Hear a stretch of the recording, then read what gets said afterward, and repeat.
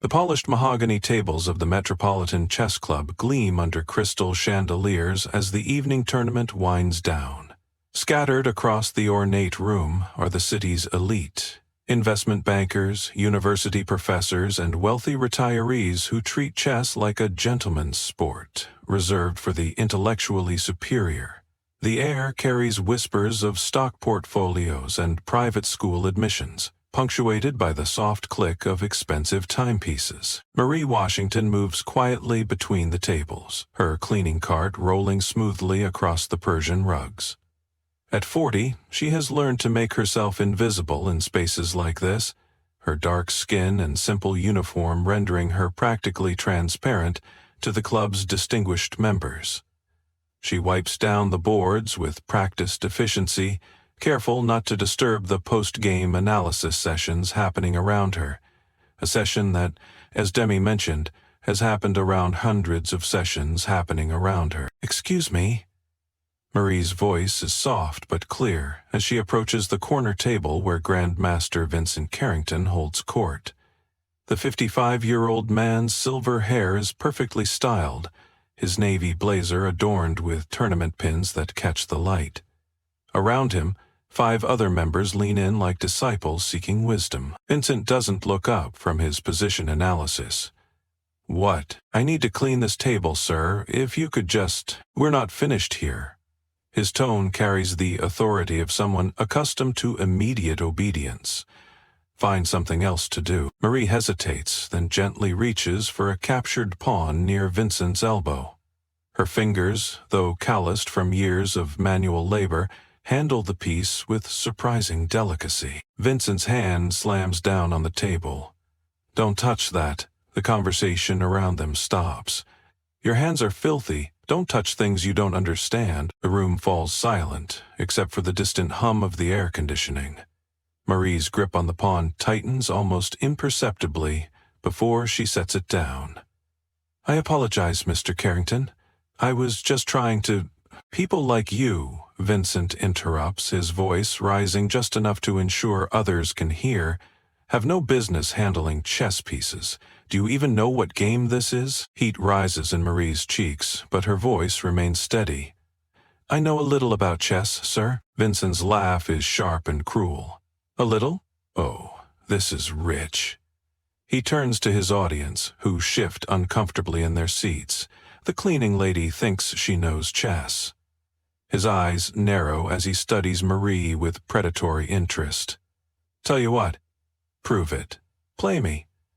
"Right now." "Vincent," one of the members murmurs, "perhaps we should—" No, this will be entertaining."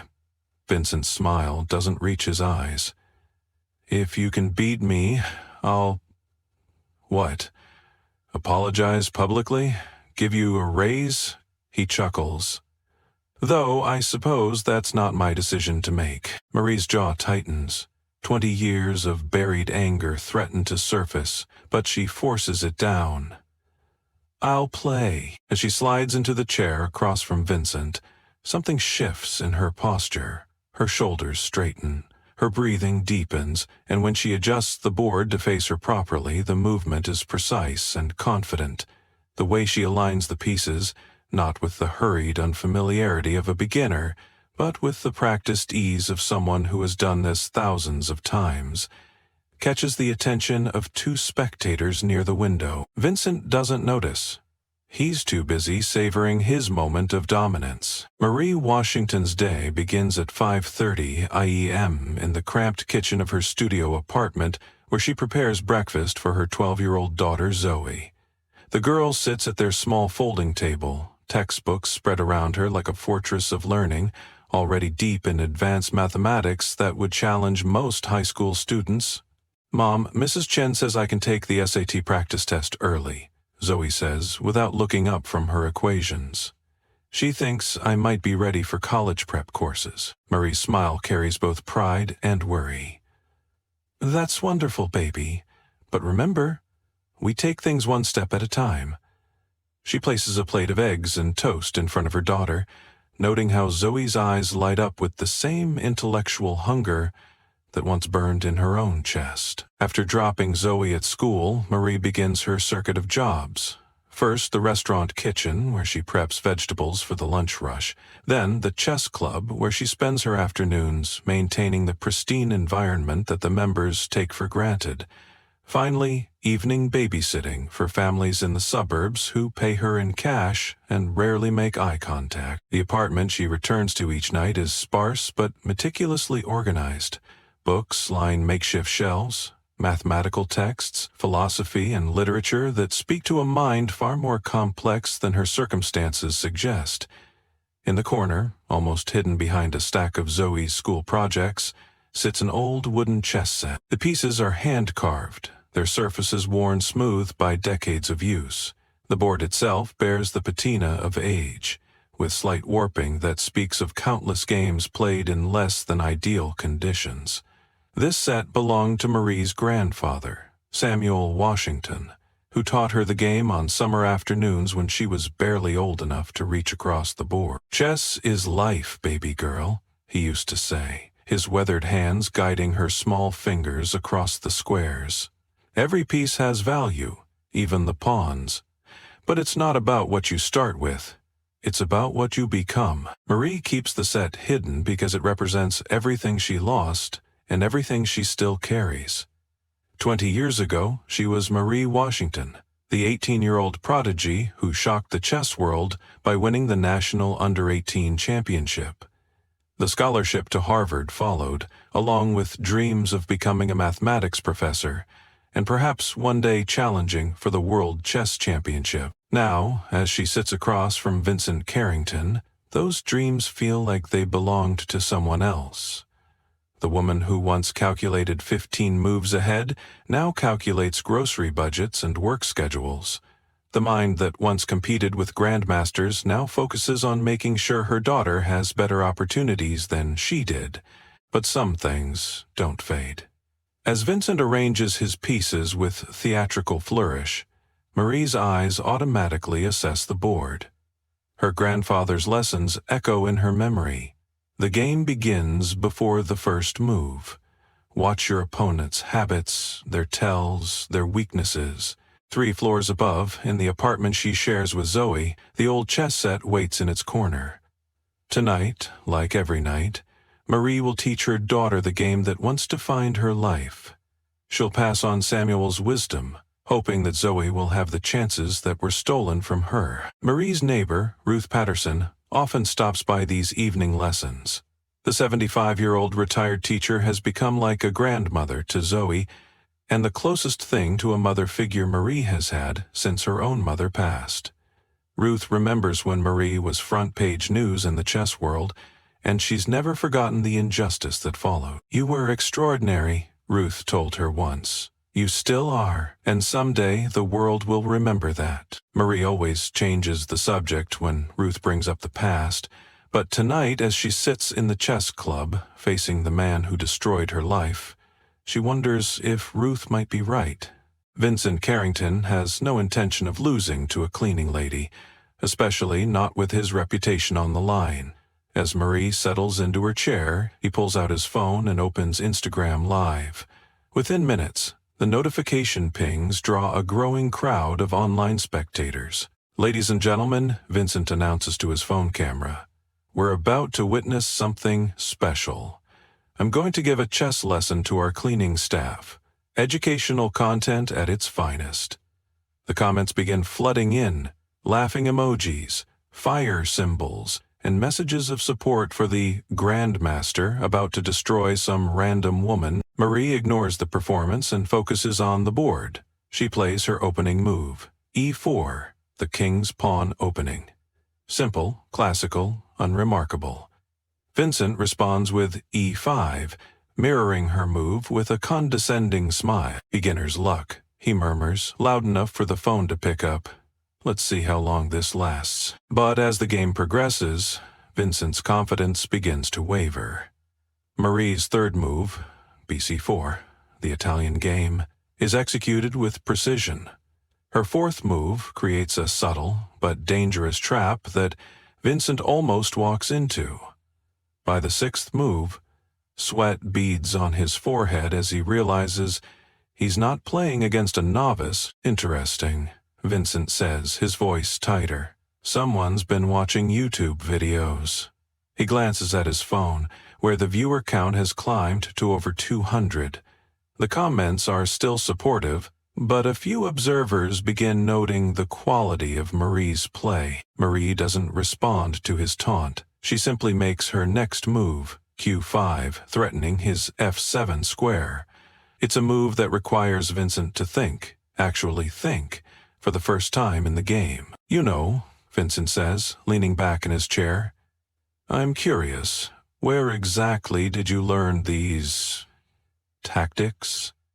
The word drips with skepticism.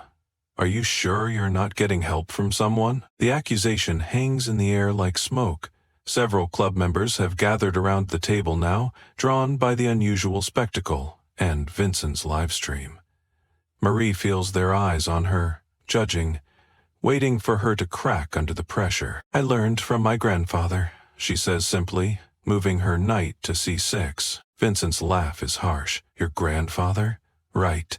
He makes a hasty move, trying to regain control of the center. And I suppose he was a Grandmaster too? Marcus Thompson, the club's facilities manager, watches from the doorway. As the only other black person in a position of authority at the club, he's learned to navigate these waters carefully. He sees the dangerous glint in Vincent's eyes and recognizes the trap being set, not on the chessboard, but in the social dynamics of the room. Mr. Carrington, Marcus says carefully, perhaps we should— No, Vincent interrupts, his voice rising. This is educational. We're all learning something here. He gestures at his phone, where the viewer count has reached 500. About diversity in chess education. The coded language isn't lost on anyone in the room. Marie's jaw tightens, but she continues playing. Her next move, a pawn push that looks insignificant, but sets up a devastating combination 6 moves later, goes unnoticed by Vincent, who's too busy performing for his audience. A young member named David Rodriguez tries to intervene. Mr. Carrington, I think you should see this position. She's actually playing quite well. David, Vincent's voice cuts like ice. I don't remember asking for your commentary. Perhaps you should focus on your own game improvement before analyzing others. David's face reddens, but he steps back. Everyone in the room knows that Vincent's word carries weight with the club's board of directors. Crossing him publicly could mean losing membership privileges, networking opportunities, even job recommendations. The game continues, but the atmosphere grows more toxic with each move. When Marie executes a complex knight maneuver that forces Vincent to sacrifice material, he accuses her of playing memorized moves from a computer database. That's not possible, Marie says quietly. This position has never occurred in master play before. How would you know? Vincent snaps. Are you claiming to be familiar with master-level chess? He turns to his phone camera. Everyone, we're witnessing either extraordinary natural talent or something else entirely. I'll let you decide which is more likely. The implication is clear, and the online comments begin to shift. Accusations of cheating mix with racial slurs that Vincent pretends not to see. The live stream has become a digital mob, and Marie is the target. Marcus takes a step forward. Mr. Carrington, I think this has gone far enough. Marcus, Vincent's voice is dangerously quiet. Need I remind you who makes the budget decisions for this facility? Who decides which staff positions are necessary? The threat is explicit. Marcus's face hardens, but he says nothing. He has a family to support, a mortgage to pay. The chess club job, despite its challenges, provides stability he can't afford to lose. Vincent returns to the game, but his moves are becoming erratic. Anger and embarrassment cloud his judgment as Marie's positional advantage grows. The trap she set 15 moves ago is beginning to close, but Vincent is too furious to see it. You know what? Vincent stands abruptly, knocking over his water glass. I'm not going to participate in this charade anymore. He addresses the room, his voice carrying the authority of his position. This woman is clearly cheating. No one with her background could possibly play at this level without assistance. The room falls silent. The livestream viewers, now numbering in the thousands, watch as Vincent points an accusing finger at Marie. I demand that she be searched for electronic devices. This is a mockery of the game I've dedicated my life to. Marie's hands shake slightly as she places them flat on the table. I have nothing to hide. Then you won't mind proving it. Vincent snarls. He calls for security, demanding that Marie's purse be searched in front of everyone. The humiliation is complete. A black woman accused of cheating by a white authority figure, forced to prove her innocence to a room full of people who were predisposed to doubt her from the beginning. The search reveals nothing but the usual contents of a working mother's purse: wallet, keys, phone, tissues, and a worn photograph of Zoe at a school science fair. Vincent's face reddens as the security guard confirms there are no electronic devices, no hidden communication methods. Then someone coached her, Vincent insists, his voice desperate now. These moves, this strategy, it's too sophisticated. She's obviously been trained by someone for this specific purpose. Marie feels the weight of every eye in the room. The live stream chat has become a torrent of abuse and accusations. Her hands tremble as she looks down at the chessboard where her grandfather's lessons have materialized into a position so strong that even Vincent's Grandmaster level skill cannot save him. But Vincent doesn't intend to let her finish. I'm done with this circus, he announces, reaching for his king. The game is over. Security, please escort this woman from the building.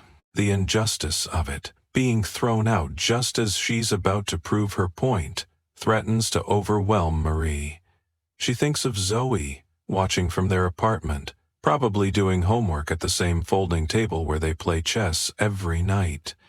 She thinks of her grandfather, who taught her that chess was a game where truth always won in the end. And she thinks of the 20 years she's spent in silence, letting the world believe that Vincent Carrington was right about her. As Vincent reaches for his king to resign the game he's about to lose, Marie's voice cuts through the chaos with quiet authority.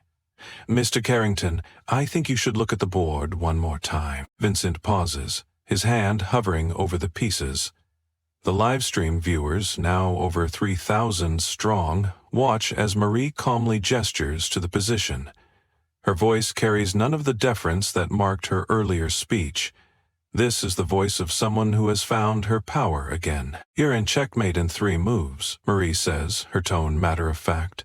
No matter what you play, you cannot escape.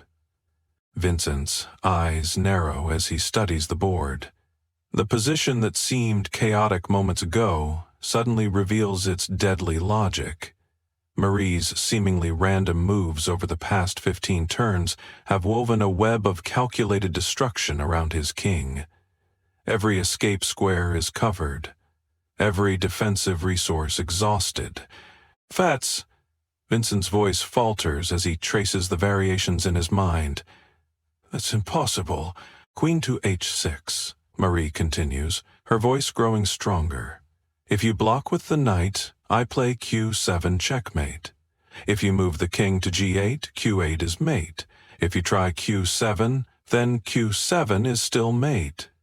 She pauses, letting the reality sink in. There is no escape. The room has gone completely silent.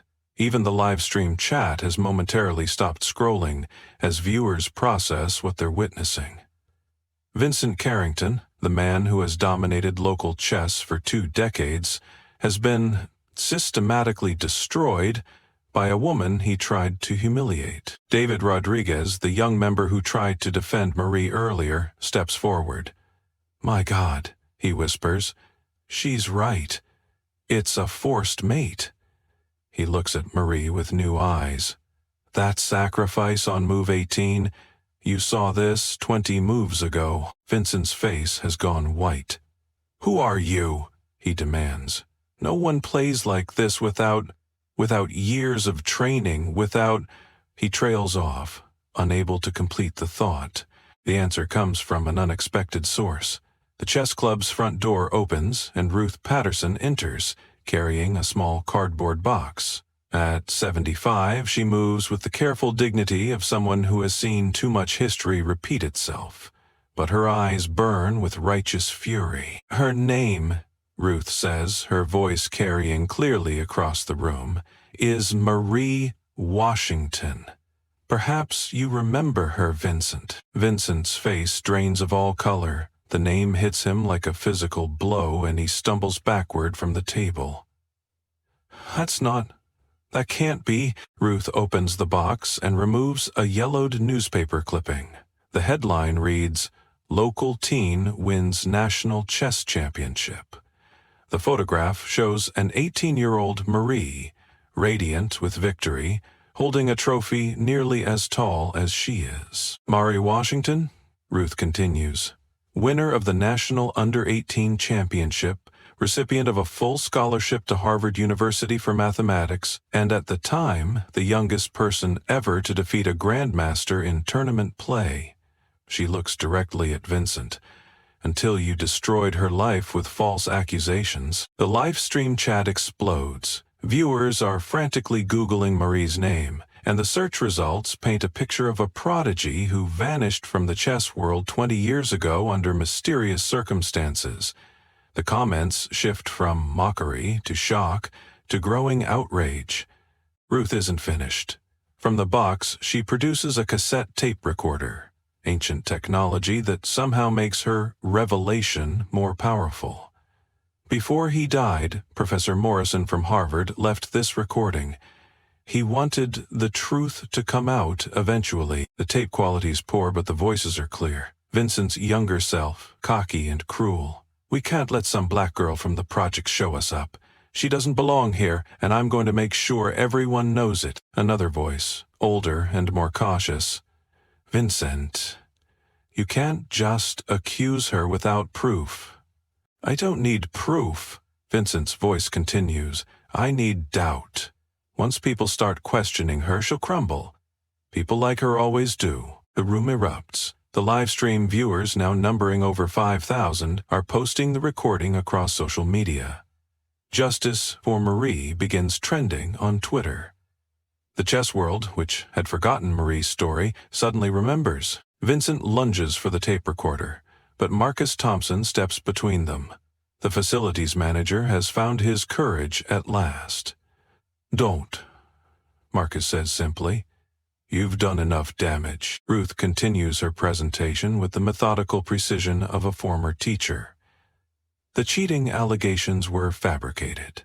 Marie wasn't even in the building during the exam she was accused of compromising. She was at a chess tournament in Philadelphia. A tournament where she finished second, by the way. More documents emerge from the box. Hotel receipts, tournament registration forms. Photographs of Marie at the Philadelphia tournament, time-stamped and verified. The evidence is overwhelming, undeniable. But the damage was done, Ruth continues. Harvard revoked her scholarship. The Chess Federation suspended her pending investigation. By the time she was cleared, her reputation was destroyed.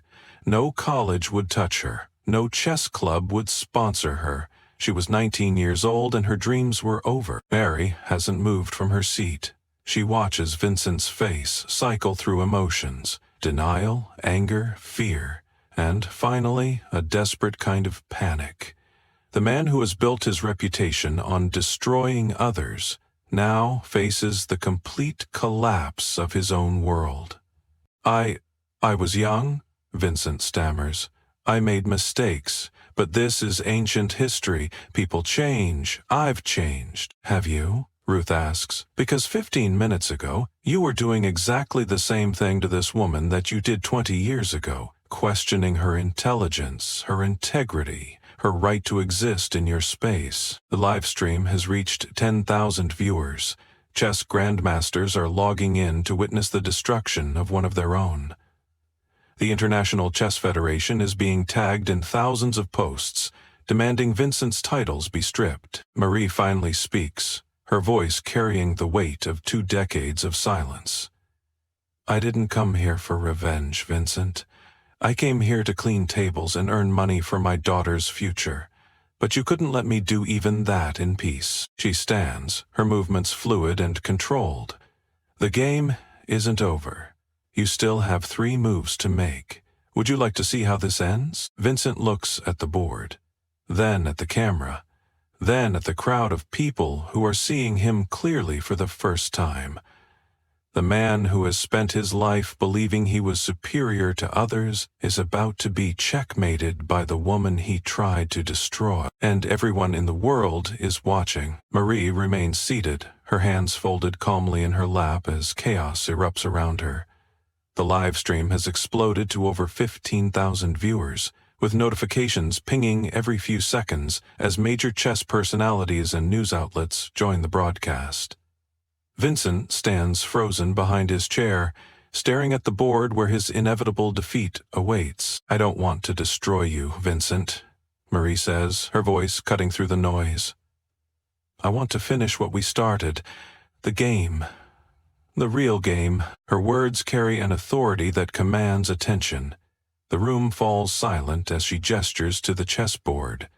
"You have 3 moves left. Make them. Show everyone what a grandmaster does when he's cornered." Vincent's hands shake as he reaches for his pieces. The first move is forced. He blocks the check with his knight. Marie responds instantly with Q7+, driving his king to the corner. The second move is equally futile. The king stumbles to G8, trapped against the back rank. "Call move left," Marie says softly. "Choose carefully." The psychology of the moment is devastating. Vincent, who has spent his career dominating others through intimidation and superiority, is being given the chance to demonstrate his skill at the moment of his greatest humiliation. Every chess player in the world knows the feeling of being outplayed, but few have experienced it with such a massive audience watching. Vincent tries one final desperate move, a pawn push that serves no purpose except to delay the inevitable. Marie responds with Q8 ill, the final checkmate. The king is trapped, the game is over, and 20 years of injustice reach their conclusion. The livestream chat explodes with a mixture of celebration and disbelief. Professional chess players are calling it one of the most beautiful tactical sequences they've ever witnessed. The fact that it was played by a woman who has been scrubbing floors for 2 decades only adds to its impact.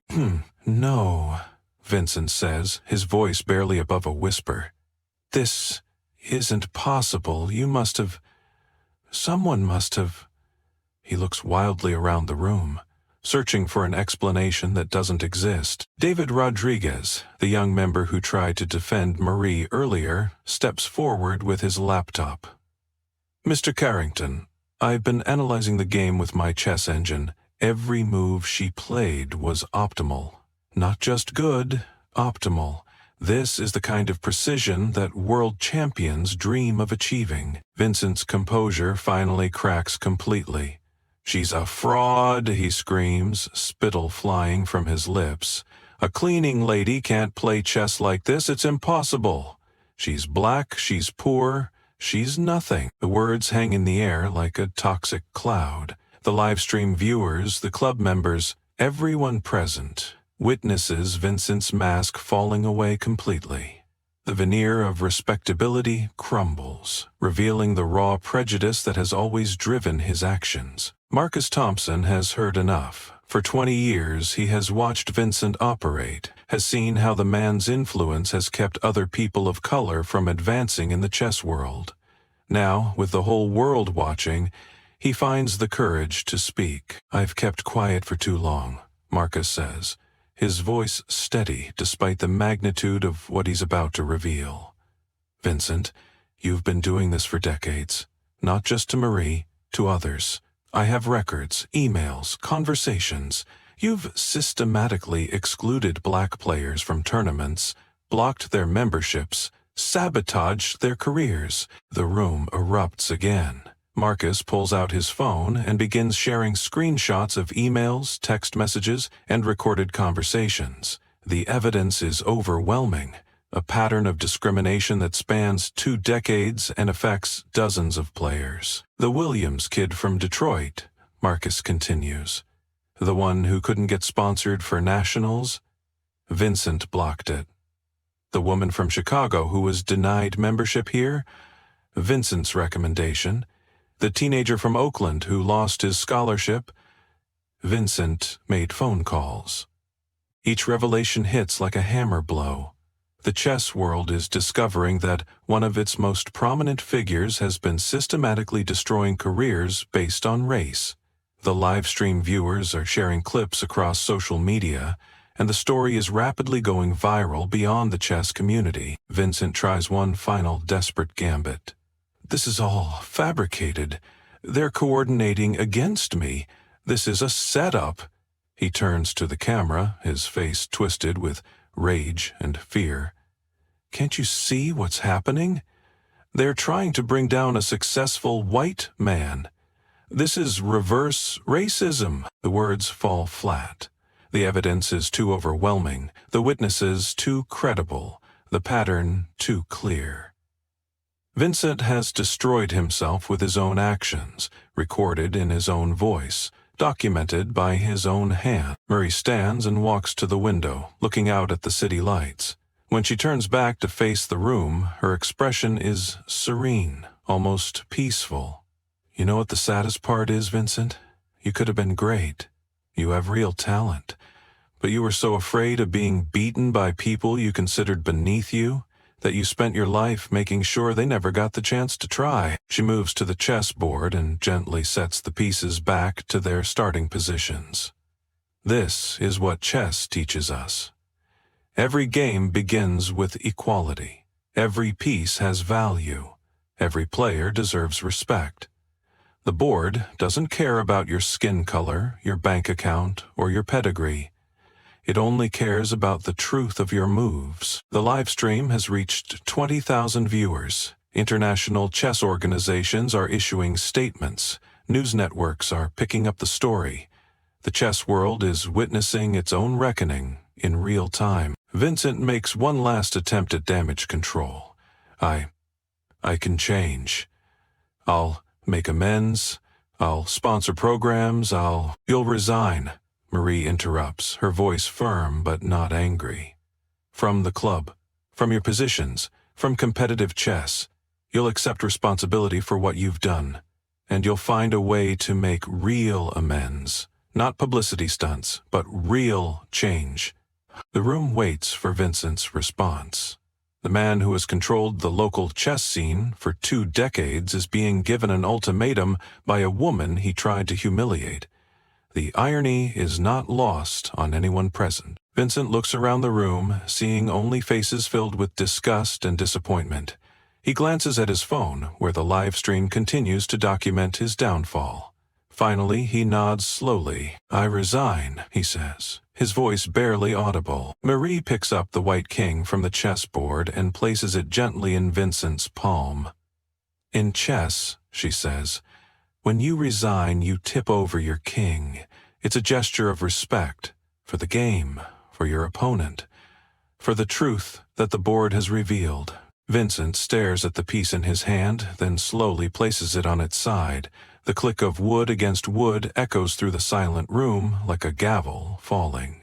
6 months later, Marie stands in the renovated community center on the east side of town, watching 30 children of all ages and ethnicities move chess pieces across 20 boards. The Marie Washington Chess Academy occupies what used to be an abandoned warehouse, transformed through donations that poured in after the live stream went viral. The space is bright and welcoming, with motivational posters featuring diverse chess champions and comfortable seating areas where parents can watch their children learn. A large banner reads, "Every mind matters. Every move counts."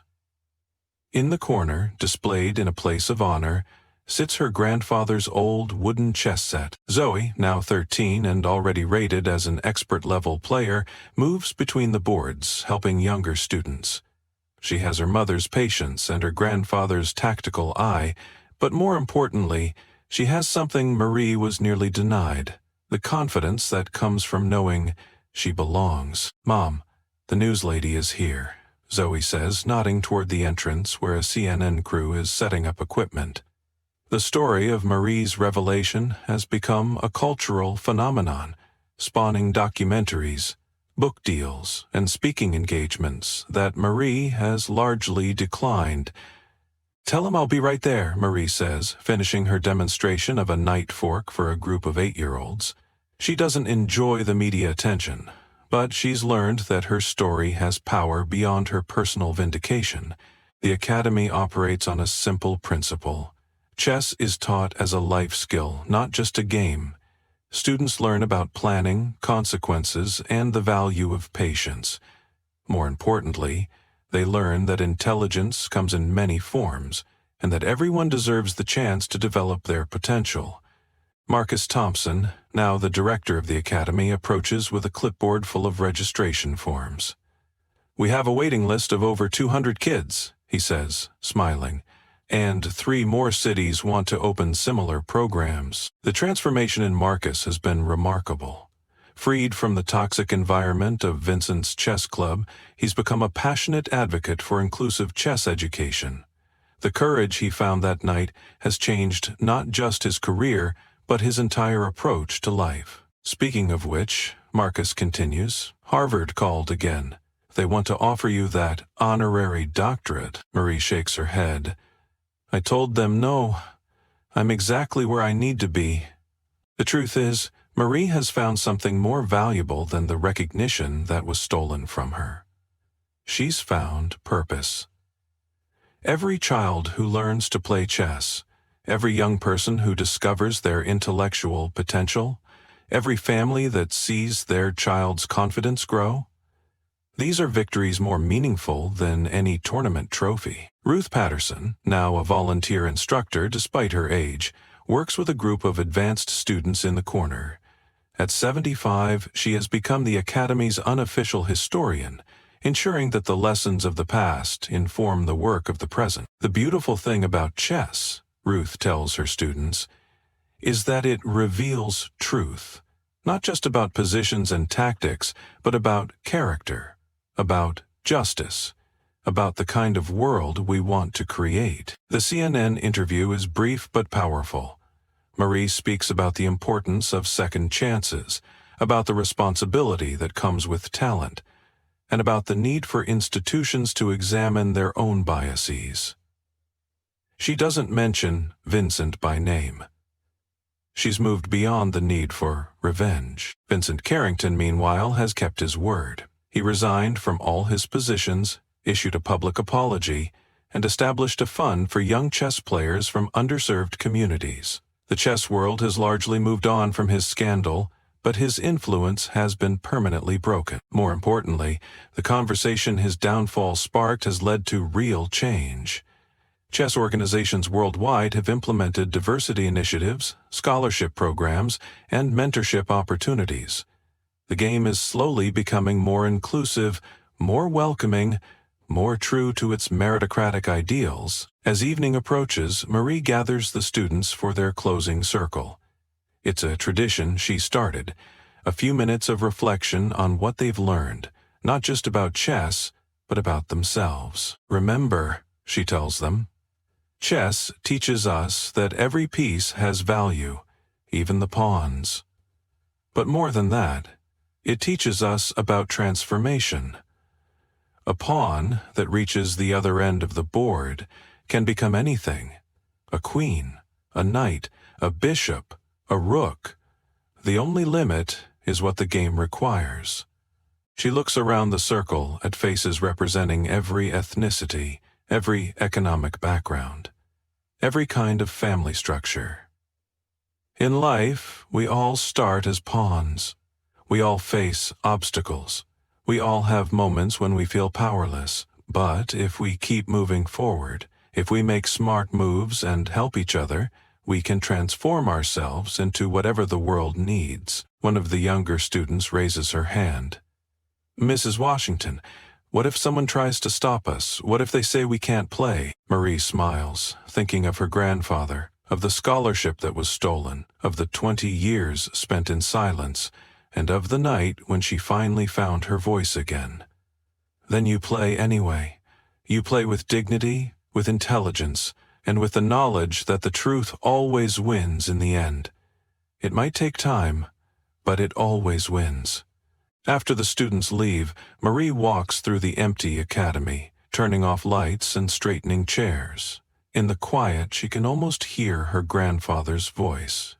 Every piece has value, baby girl. Every piece has value. Her phone buzzes with a text from Zoe. Mom, I'm invited to play in the National Youth Championships. They want me to be their featured player. Marie smiles, thinking about the journey that brought them here.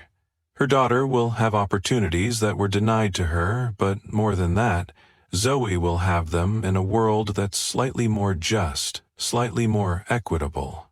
Because of the courage it took to finish one chess game. Outside, the city lights twinkle like stars, and somewhere in the distance, other children are learning that their minds matter, their dreams are valid, and their moves count.